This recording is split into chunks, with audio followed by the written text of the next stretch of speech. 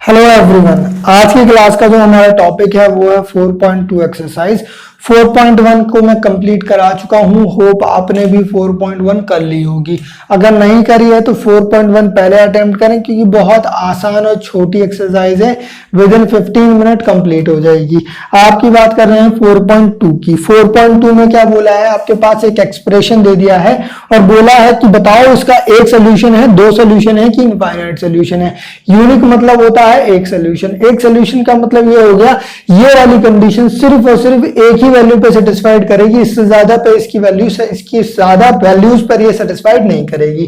To solution का मतलब हो गया, इसके अंदर सिर्फ दो ही ऐसी वैल्यू हो सकती हैं पॉसिबल जहां पर ये इक्वेशन सेटिस्फाइड करे। और मोर इनफाइनाइट सोल्यूशन का मतलब हो गया, अनकाउंटेबल टाइम्स इसके अंदर वैल्यू रखी जा सकती है, अनकाउंटेबल टाइम्स हमें सोल्यूशन मिल जाएंगे। अब नोट करो, अगर तुम इसके अंदर x की वैल्यू 1 रखो तो तुम्हें y की वैल्यू कितनी मिल जाएगी दोस्त? 8 मिल जाएगी, है ना। इसी तरीके से अगर x की वैल्यू 2 रखो तो तुम्हें x की वैल्यू यहाँ पे 2 रखने के बाद वैल्यू कितनी मिल गई? 11 मिल गई। And so on. इस तरीके से आप क्या कर सकते हो, बहुत सारी वैल्यूज निकाल सकते हो, क्योंकि for every value of x, since for every value of x, y has a unique solution thus, ये भैया y has unique solution की जगह पे यूनिक वैल्यू लिख लो, ठीक है। thus मैं क्या कह सकता हूं, thus infinite सॉल्यूशन पॉसिबल। भाई अगर x की वैल्यू मैंने एक 0 रखी थी तो कितना आता? 5 आता। अगर मैं x की वैल्यू इसमें कितनी रख देता हूँ, 1 रख देता हूँ तो कितना आ रहा है? 8 आ रहा है।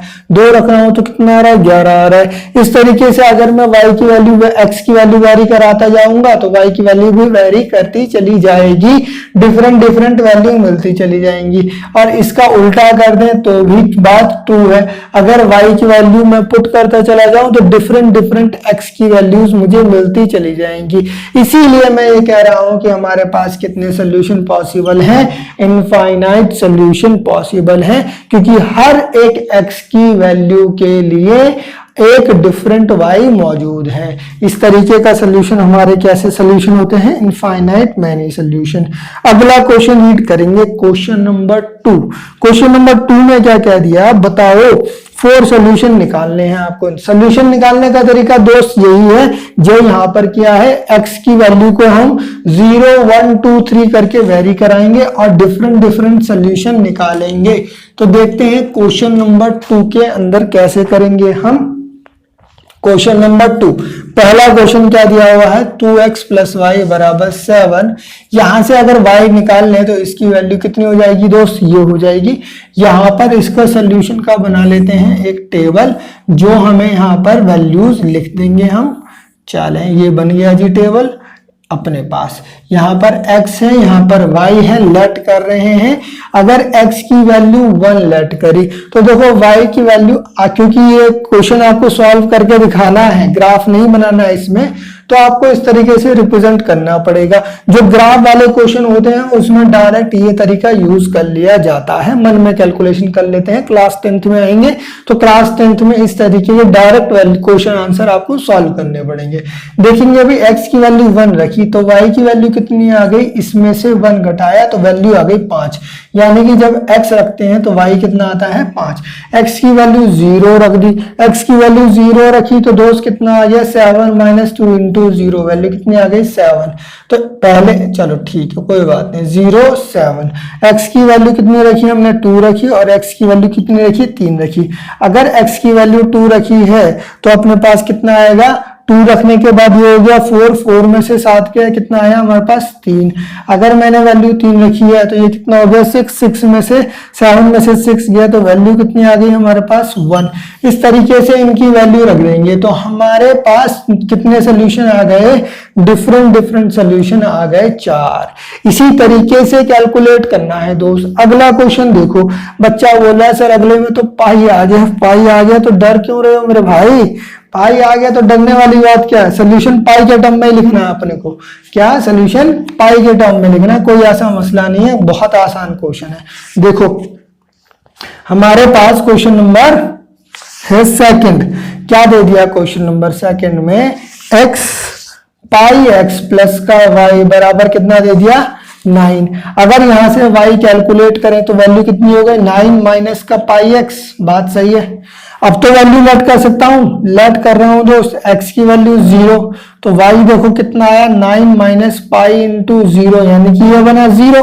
0 किसी भी नंबर से मल्टीप्लाई करता है तो 0 ही आता है ना दोस्त। तो y की वैल्यू कितनी आ गई 9 आ गई, x की वैल्यू रखी 1, x की वैल्यू 1 रखी तो यहां पर 1 रखा हमने तो ये कितना आया 9 माइनस का पाई इंटू 1 यानी कि वैल्यू कितनी आई 9 माइनस का पाई, किसकी वैल्यू आ गई y की वैल्यू आ गई।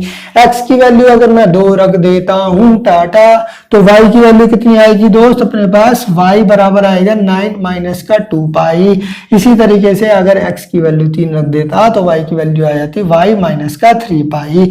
देख लो हमने आंसर निकाले हैं पाई के टर्म में, टेबल बना देंगे तुरंत जल्दी से और पाई के टर्म में वैल्यू लिख देंगे हम, है ना। इस तरीके से बना लिया, x की वैल्यू y की वैल्यू 0 रखी तो 9 आया, 1 रखी तो 9 माइनस पाई आया, 2 रखी तो 9 माइनस का 2 पाई आया, 3 रखी तो 9 माइनस का 3 पाई आया। ये हमारे पास 3 वैल्यूज हो गई, 4 वैल्यूज हो गई जिसको जो हमें फाइंड आउट करनी थी। अगला एक्सप्रेशन देखो क्या लिखा हुआ है, x बराबर 4y लिख दिया दोस्त। इससे आसान क्या होगा, तुम्हें तो 4 वैल्यू पुट करनी है, क्या मसला है, चुपचाप 4 वैल्यू पुट करो, चाहे x की पुट करो चाहे y की पुट करो, आंसर आना चाहिए, है ना। लिखा हुआ है थर्ड क्वेश्चन में x बराबर 4 पाई, ये लिख दिया दोस्त। अगर तुम y जिस तरीके से तुम ये वाले क्वेश्चन सॉल्व कर रहे थे यानी कि y को x के टर्म में लिख के फिर निकाल रहे थे तो ऐसे कर लो, कोई मसला नहीं है। हम क्या लिख रहे हैं y बराबर x बाई 4, तो अभी भी मैं लेट कर रहा हूं x को, लेकिन अब मैं थोड़ा कॉन्शियसली करूंगा। वैसे तो 4 वैल्यू निकालनी है, मैं कोई भी वैल्यू लूं कोई फर्क नहीं पड़ता, लेकिन मैं चाहूंगा कि वेरिएबल जो है वो फ्रैक्शन में ना आए, यानी y की वैल्यू फ्रैक्शन में ना आए, एक प्रॉपर वैल्यू आए। क्या है, एक प्रॉपर वैल्यू। देखो x की वैल्यू 0 रखी तो y की वैल्यू कितनी हो गई 0/4 यानी कि 0 आ गया। x की वैल्यू कितनी रखी 4 रख दी हमने, 4 क्यों रखी 1 क्यों नहीं रखी, अगर 1 रखता तो 1/4 आता। मैं एक हैबिट क्रिएट करने की कोशिश कर रहा हूं दोस्त। जब ग्राफ के क्वेश्चन लगाएंगे ना तो बड़ा यूजफुल होगा ये समझना कि मेरे को एक ऐसी वैल्यू लेनी है जिसकी वजह से y हमेशा एक होल नंबर आए। ठीक, तो अब देखो अगर x की वैल्यू 4 ली तो y की वैल्यू कितनी आई 4/4 कट गया, वैल्यू कितनी आ गई 1। x की वैल्यू अब मैंने माइनस का 4 ले ली, अगर ऐसा है तो y की वैल्यू कितनी हो गई माइनस का 4/4, वैल्यू कितनी आ गई माइनस का 1। x की वैल्यू 8 ले ली, अगर ऐसा है तो x की वैल्यू 8 ली है तो 8/4 यानी वैल्यू कितनी आ गई 2। अब देखो जरा टेबल के अंदर वैल्यू क्या क्या आ रही है। दूसरी बात दोस्त, पीछे क्या आंसर दिया है कोई फर्क नहीं पड़ता, आपका आंसर 4 कोई से भी आंसर ला सकते हो, बस कंडीशन ये है कि वो इक्वेशन पे सेटिस्फाई करे। बच्चा पीछे गया, पीछे जाके बोला अरे सर आपने जो कराया उससे मैच नहीं कर रहा है, तो पीछे कुछ और दे रहा है आप कुछ और निकाल रहे हो। मेरे भाई बात समझो, वेरिएबल है ये, इसके अंदर आप क्या वैल्यू लेते हैं, यानी हम जो वैल्यू सिलेक्ट करते हैं उसके अकॉर्डिंग आता है आंसर। एनसीईआरटी ने कोई वैल्यू ली है, जो एनसीईआरटी जिसने भी लिखी है उसने जो वैल्यू ली है जो वेरिएबल की, उसके वजह से जो आंसर आएगा वो सही है, लेकिन हम जो वैल्यू ले रहे हैं उसकी वजह से जो आंसर आ रहा है वो भी सही है, उसमें कोई गलती नहीं है। देखेंगे वही एक्स वाई, ये कितना आ गया 0 रखने पर 0 आया था, 4 रखने पर वैल्यू 1 आई है, माइनस का 4 रखने पर वैल्यू माइनस का 1 आई है, और 8 रखने पर वैल्यू 2 आई है। ये हमारे पास एक्सप्रेशन के अंदर वैल्यू हो गई। क्वेश्चन यहां पर हो गया हमारा कंप्लीट। ठीक, होप यार क्वेश्चन आपको समझ में आ गया होगा। बात कर रहे हैं क्वेश्चन नंबर 3 की। देखेंगे जरा क्वेश्चन नंबर 3 क्या कह रहा है। देखो बोला check which of the following solutions of the equation this are not, which are not, कौन उसके सोल्यूशन है कौन उसके सोल्यूशन नहीं है, ये मुझे क्वेश्चन नंबर 3 में बताना है। मेरी बात समझना दोस्त, मैं क्या कह रहा हूं, वो उसका सोल्यूशन है कि नहीं है, ये डिपेंड करेगा कि वो उस इक्वेशन को सेटिस्फाई कर रहा है कि नहीं कर रहा है। अगर उस इक्वेशन में वैल्यू पुट करने के बाद एक्सप्रेशन सेटिस्फाई हो जाता है, इक्वेशन सेटिस्फाई हो जाती है, तो वो उसका सोल्यूशन हो जाता है। यानी कि मुझे कुछ नहीं करना है, जो वैल्यू उसने दी है उसकी वैल्यू मुझे गिवन इक्वेशन के अंदर पुट करनी है। अगर गिवन इक्वेशन उस इक्वेशन को सेटिस्फाई कर रही है गिवन वैल्यूज, तो वो उसका सोल्यूशन होगा। फॉर एग्जाम्पल देखो क्या लिखा हुआ है हमारे पास, x माइनस का 2y बराबर 4, चेक टू चेक सोल्यूशन क्या है हमारे पास 0 2, put the values here, put the value। भाई इसके अंदर अगर x की वैल्यू कितनी है 0, y की वैल्यू कितनी है 2, मैं इसके अंदर पुट करूंगा। नाउ मैं इसके अंदर पुट करूंगा x माइनस का 2y, x माइनस का 2y, देखो कितना आ रहा है 0 माइनस का 2 इंटू 2 यानी कि माइनस का 4 which is not equal to 4, यानी which is not equal to RHS, या ऐसे लिख सकता हूं नॉट इक्वल टू RHS। अगर ये RHS के बराबर नहीं है तो ये इसका सोल्यूशन नहीं है। therefore 0,2 is not a solution of given equation. यहां पर आपकी वैल्यू खत्म हो गई of given equation. Tata Tata, सही। होप ये चीज आपको समझ में आ गई होगी।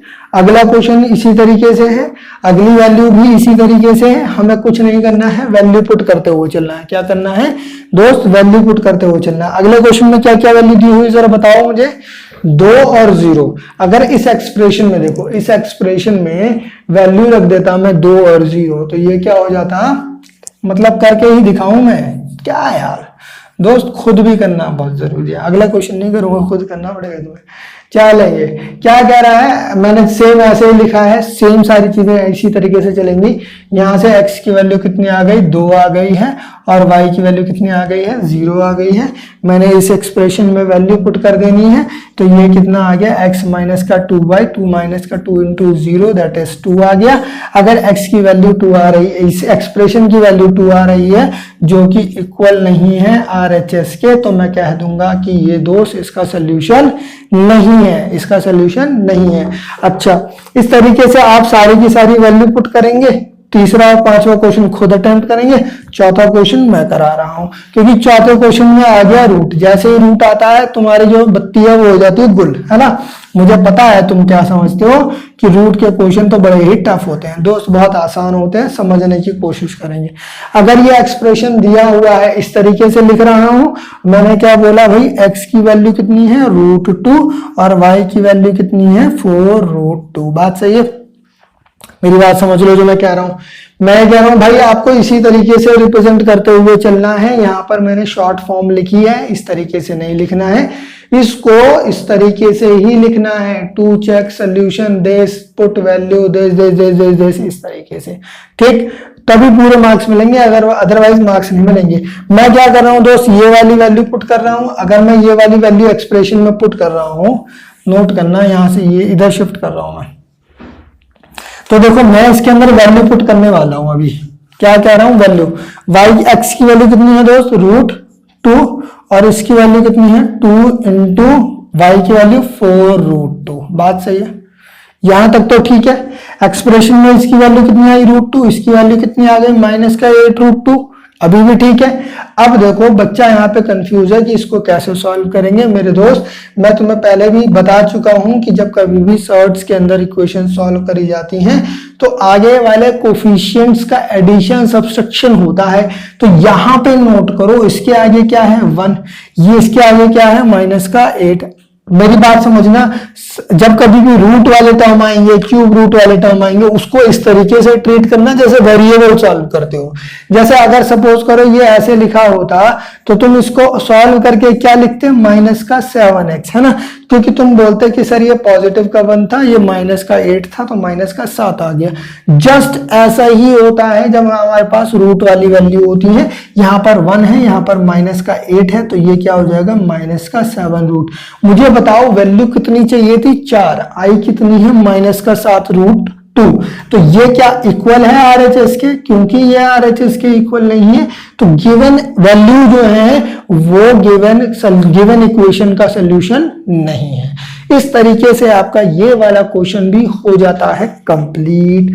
अगला क्वेश्चन देखेंगे, क्वेश्चन नंबर 4 कर रहे हैं दोस्त। कौन सा, क्वेश्चन नंबर 4, इंपॉर्टेंट है, बहुत बढ़िया क्वेश्चन है, जल्दी से निपटाएंगे। क्या कह रहा है देखते हैं, क्या कह रहा है, find the value of the k।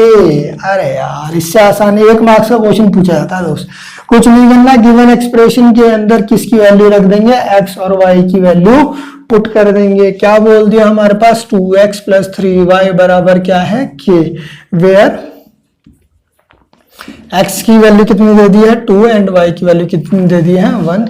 Therefore इसके अंदर 2 पुट कर देते हैं, 2 × 2 + 3 × 1 बराबर के, ये कितना आ गया, 4 + 3 बराबर के की वैल्यू कितनी आ गई, 7। मेरी बात समझ लेना दोस्त, बोर्ड मास लगाना है यहाँ पे, क्या लगाना है, बोर्ड मास। कई बच्चे इतने महान होते ना, देखना जरा कैलकुलेशन देखना, बिल्कुल महानता वाली। बच्चा क्या बोल रहा है, 2 × 5 × 1, ये कितना आ गया, 10। आना चाहिए था 7, बच्चे का आ रहा है 10। क्यों आ रहा है, क्योंकि उसने यहाँ पर पहले किया है एडिशन, बाद में किया है मल्टीप्लिकेशन। लेकिन हमें यूज करना है बोर्ड मास। बोर्ड मास के हिसाब से पहले होता है मल्टीप्लिकेशन, फिर होता है एडिशन। तो पहले करेंगे मल्टीप्लाई, देन करेंगे ऐड। होप ये क्वेश्चन आपको समझ में आ गए होंगे सारे के सारे। अगर आ गए हैं ना दोस्त, तो ये सारे के सारे क्वेश्चन कल खुद दोबारा अटेम्प्ट करने हैं, ठीक है। ये क्लास जो है इसमें मैंने पढ़ाया है, तुम्हें चीजें अभी सिर्फ समझ में आई है, तुमने की नहीं है। तुम्हारी की हुई तब मानी जाएंगी जब वो क्वेश्चन तुमसे खुद अटेम्प्ट होने लग जाएंगे। इसीलिए मैं कह रहा हूं कि ये क्वेश्चन, इस एक्सरसाइज को, इस चैप्टर को 1 वीक के अंदर दोबारा अटेम्प्ट करना है। आप लोगों को याद रखना ये बात मेरी, ठीक है। इसके अलावा पढ़ते रहें, पढ़ाते रहें, सीखते रहें, सिखाते रहें, और लोगों को भी बताएं और खुद भी पढ़ें, ठीक है। मिलते हैं नेक्स्ट वीडियो में विद न्यू एक्सरसाइज।